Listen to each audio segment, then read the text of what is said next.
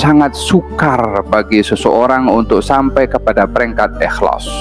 Manusia ada kalanya dalam beramal menginginkan pujian daripada orang, sehingga dengannya orang akan puji, orang akan sanjung, at least orang tahu amal perbuatan dia walaupun tak terungkap dengan kata-kata. Ada orang beramal sembunyi-sembunyi untuk tidak diketahui oleh orang, tapi dia ingin diketahui oleh dirinya sendiri. Tengok hebat awak, orang tak ada tahu. Menunjukkan hatta kepada diri sendiri di dalam amal perbuatan itu. Oleh sebab yang demikian, kalau semua ini dibuka oleh Allah, didedahkan oleh Allah Subhanahu wa taala, sifat-sifat atau amal-amal yang seperti ini, yang satu riya, menyekutukan Allah dengan menginginkan perhatian orang, yang satu lagi ingin dipuji oleh diri sendiri. Dengan demikian, ketelusan dan ikhlasnya amal itu jadi kurang. Kurangnya ikhlas amal maka menghalang untuk mendapatkan kabulnya amal. Oleh sebab itu, kembalilah kamu kepada Allah atas amal perbuatan kamu untuk mendapatkan perhatian daripada Allah lebih daripada yang lainnya. Selebihnya serahkan pada Allah Subhanahu wa taala. Yang ketiga, ada orang yang tergelincir. Saya ini kalau buat amal perbuatan nanti riak. Kalau sudah riak tak dapat pahala. Baik saya tak beramal saja, dua-dua pun KO juga. Yang satu beramal riak, dia tak dapat pahala. Yang satu tinggalkan amal karena takut riak. Walihada kata Imam Ibn al-Farid, saya ingat, mengatakan orang melakukan amal kerana orang lain itu syirik, meninggalkan amal karena orang lain itu riak. Sama-sama juga tak terlepas daripada keduanya. Jadi amal saja, riak tak riak, kurang tak kurang, anda berusahalah untuk ikhlas. Selebihnya ya Allah terima apa adanya. Maka dengan demikian seseorang lebih risau akan kabul berbandingkan kepada amal. Wala wa ba'du. Qala al-Imam Ibn Athaillah Sakandari fi kitabih al-Hikam, nafa'ana Allah bihi wa bi'ulumihi fid darain amin. قال الحكمة الرابعة والثلاثون بعد المئة حكمة 134 قال رضي الله عنه لولا جميل ستره لم يكن عمل أهلا للقبول لولا جميل ستره لم يكن عمل أهلا للقبول. Kalau bukan oleh kerana indahnya tirai yang menutup kekurangan amal perbuatan kamu, maka amal perbuatan kamu itu tidak layak untuk dimakbulkan. Kalau bukan oleh kerana indahnya tirai yang menutupi kekurangan amal perbuatan kamu, maka amal perbuatan kamu tidak layak untuk dimakbulkan. Hikmah ini berbicara tentang amal yang makbul. Bila berbicara tentang amal yang makbul, maka ia bukan hanya sekedar amal. Karena tidak semua amal yang dilakukan itu dimakbulkan. Hal ini diuraikan oleh Allah di dalam Al-Quranul Karim tentang qabulul amal.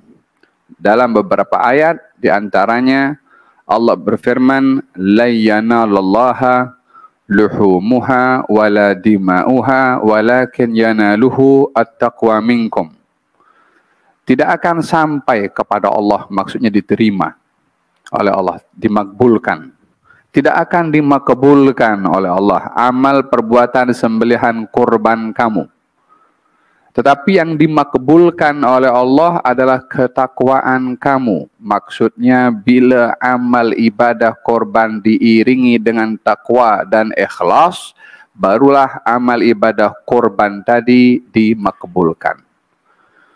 Di sini Allah menafikan kabul, tak akan diterima amal kamu. Amalnya ada tapi tak dimakbulkan, melainkan bila diiringi pada amal tadi ikhlas. Ayat yang kedua Lebih spesifik Allah Subhanahu wa taala menceritakan tentang dua amal. Amalnya sama, sedekah, tapi satu dimakbulkan, satu tidak, yaitu ibadah sedekah dua anak Adam yang dua-dua bersedekah. Watlu alaihim naba abnai Adama idh qarraba qurbanan fatuqabbala min ahadihima walam yutaqabbal minal akhar. Ceritakan wahai Rasulullah Muhammad kisah dua anak Adam, dua-dua bersedekah. Qarraba qurbanan, mereka berdua mengedepankan korban, maksudnya bersedekah. Korban maksudnya amal yang mendekatkan diri kepada Allah. Al-qurb itu dekat. Kedua-duanya bersedekah. Satu diterima, satu tidak. Amal sedekahnya ada, makbulnya tidak ada kepada salah satu daripada keduanya. Dengan demikian, amal ada yang makbul, ada yang tidak makbul walaupun dia beramal. Oleh sebab yang demikian, kata Imam Ibn Athaillah Sakandari menceritakan tentang amal yang makbul ini bukan mudah dan ianya sangat sukar. Karena yang namanya amal makbul, amal yang ikhlas karena Allah dan tiada sekutu bersama dengan Allah bagi orang yang beramal tadi. Sementara hal ini sangat sukar bagi seseorang untuk sampai kepada peringkat ikhlas. Manusia ada kalanya dalam beramal menginginkan pujian daripada orang. Oleh sebab itu, dia beramal untuk dilihat orang.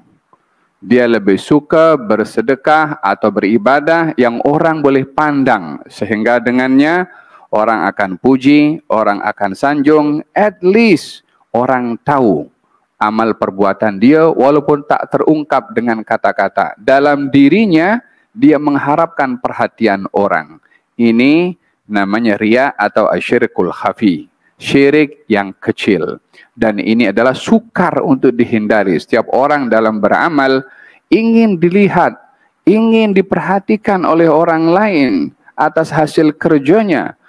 Apapun bentuk amalnya, tidak hanya dalam amal ibadah saja, apapun juga, menginginkan perhatian daripada orang dalam amal dan kejayaan yang ia lakukan itu adalah menjadi satu hampir sifat semula jadi kepada seseorang, ingin mendapatkan perhatian daripada orang lain. Ada orang beramal sembunyi-sembunyi untuk tidak diketahui oleh orang, tapi dia ingin diketahui oleh dirinya sendiri. Tengok hebat awak, orang tak ada tahu. Ini pun juga bahagian daripada menunjukkan hatta kepada diri sendiri di dalam amal perbuatan itu. Oleh sebab yang demikian, kalau semua ini dibuka oleh Allah, didedahkan oleh Allah Subhanahu wa taala, sifat-sifat atau amal-amal yang seperti ini, yang satu riya, menyekutukan Allah dengan menginginkan perhatian orang, yang satu lagi ingin dipuji oleh diri sendiri. Dengan demikian, ketulusan dan ikhlasnya amal itu jadi kurang. Kurangnya ikhlas amal maka menghalang untuk mendapatkan kabulnya amal. Oleh sebab itu kata Syekh di sini mengatakan, kembalilah kamu kepada Allah atas amal perbuatan kamu untuk mendapatkan perhatian daripada Allah lebih daripada yang lainnya. Selebihnya serahkan pada Allah Subhanahu wa taala. Yang ketiga, ada orang yang tergelincir. Saya ini kalau buat amal perbuatan nanti riak. Kalau sudah riak tak dapat pahala. Baik saya tak beramal saja. Dua-dua pun KO juga. Yang satu beramal riak dia tak dapat pahala. Yang satu tinggalkan amal karena takut riak. Walihada kata Imam Ibn al-Farid, saya ingat, mengatakan orang melakukan amal karena orang lain itu syirik. Meninggalkan amal karena orang lain itu riya. Sama-sama juga tak terlepas daripada keduanya, jadi amal saja. Riya tak riya, kurang tak kurang, Anda berusahalah untuk ikhlas, selebihnya ya Allah terima apa adanya. Maka dengan demikian seseorang lebih risau akan kabul berbandingkan kepada amal. Tanda orang itu berusaha untuk mendapatkan qabul pada amal, dia tak fokus pada banyaknya amal. Dia tak rasa teruja dengan amal, tapi dia risau. Saya punya amal diterima atau tidak, dimakbulkan atau tidak.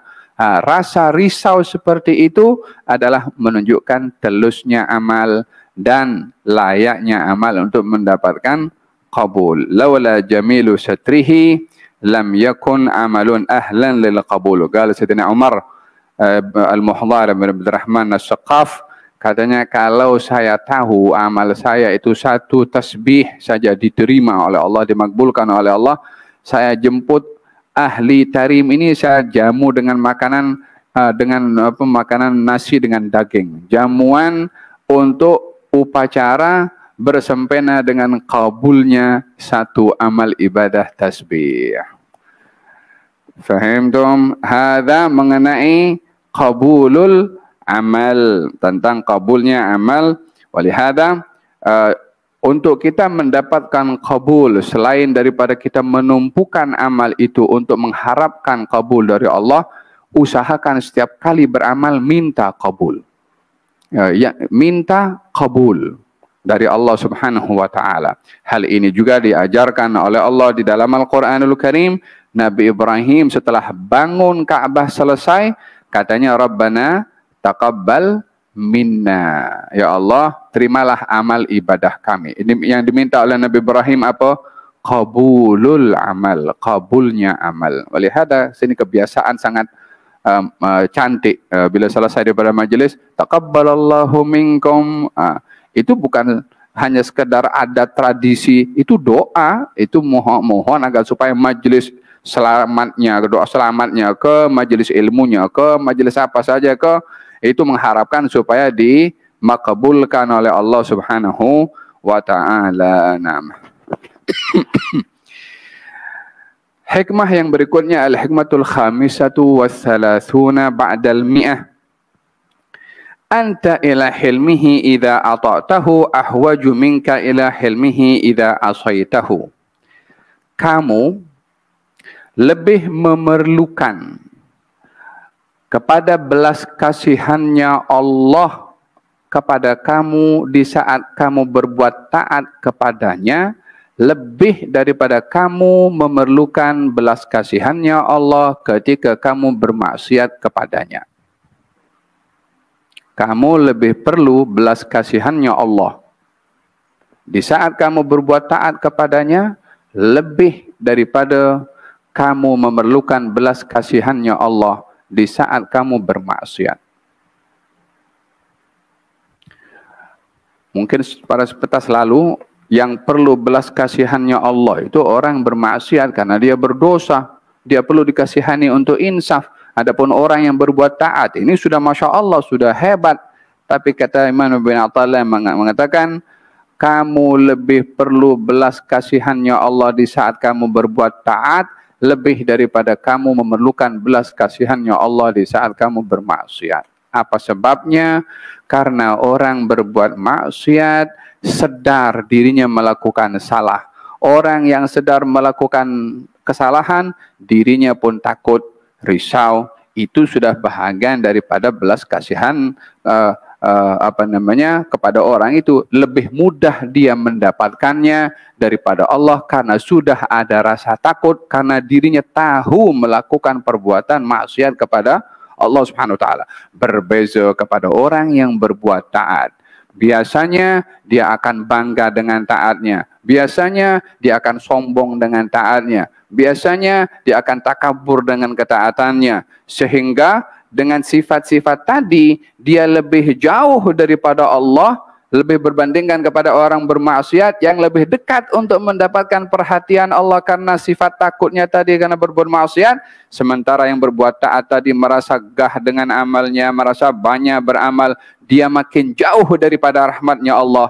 Orang yang jauh daripada rahmatnya Allah lebih perlu kepada rahmatnya Allah berbandingkan kepada orang yang takut kepada Allah yang lebih hampir untuk mendapatkan rahmatnya Allah Subhanahu wa taala. Artinya ramai orang yang tertipu dengan amal baiknya lebih daripada orang yang tertipu daripada amal maksiatnya.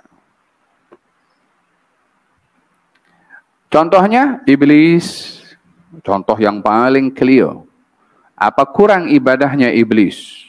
Luar biasa, super luar biasa ibadahnya iblis sehingga diangkat oleh Allah bersama dengan para malaikat. Itu pun mendahului malaikat dalam ibadahnya sehingga dikatakan tawusul malaika, yakni orang yang makhluk yang paling hebat di kalangan para malaikat, melebihi daripada malaikat, itu ibadahnya iblis. Yang problem pada iblis adalah sombong dengan amal ibadah. Iblis itu bukan sombong dengan harta. Iblis itu bukan sombong dengan kedudukan kuasa. Tidak. Iblis itu sombong dengan ibadahnya. Iblis itu sombong dengan ilmunya. Sehingga kesombongannya pada ilmu dan juga kepada ibadah menyebabkan dia hingga hari ini dilaknat oleh Allah Subhanahu wa taala, menunjukkan bahwasanya ilmu ibadah tanpa ditujukan kepada Allah untuk mendapatkan ridhanya boleh membinasakan kepada orang yang beribadah dan berilmu tanpa dia sedari. Di dalam Al-Quranul Karim, Allah Subhanahu wa taala menceritakan seorang alim di zaman Nabi Musa namanya Bal'am bin Ba'ura. Alim. Doanya mustajab. Hanya ilmunya bertukar. Awalnya ilmu itu membimbing dia untuk ibadah kepada Allah, akhirnya ilmunya menjadi alat untuk mendapatkan keduniaan. Watlu alaihim naba'al ladzi atainahu ayatina fansalakha minha fa'atba'ahu syaitan fakana minal ghawin. Hai Rasulullah Muhammad, dengarkan kisah seorang kami beri ilmu, ayat-ayat, tanda-tanda kebesaran kami. Bal'am tadi, kami diberikan oleh Allah Subhanahu wa taala ilmu dan diberikan oleh Allah kedudukan, akan tetapi fansalakha minha, dia ketepikan ilmu tadi itu semata-mata untuk mendapatkan keduniaan dan diikuti oleh syaitan, maka dia menjadi golongan orang-orang yang binasa. Dengan apanya binasa? Dengan ilmunya, dengan ibadahnya. Apa sebabnya? Matlamat pada ilmu dan ibadah itu bukan kerana Allah Subhanahu wa taala. Walau syi'na la rafa'nahu. Kalau kami mahu, kami akan angkat itu Bal'am dengan ilmunya, dengan ibadahnya. Tapi dia tak nak. Justru dia menggunakan ilmunya untuk hal yang lain. Dengan demikian, katanya, kamu kepada rahmatnya Allah dalam keadaan kamu taat lebih memerlukan berbandingkan orang yang bermaksiat kepada Allah Subhanahu wa ta'ala.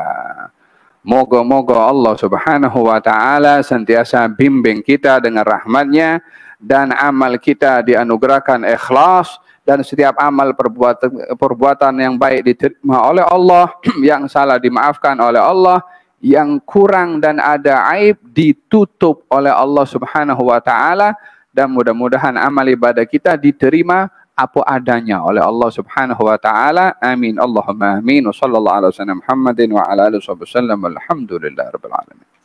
Rabbal alamin ya Rahman ya Rahim. Salli Rabbi wa sallim ala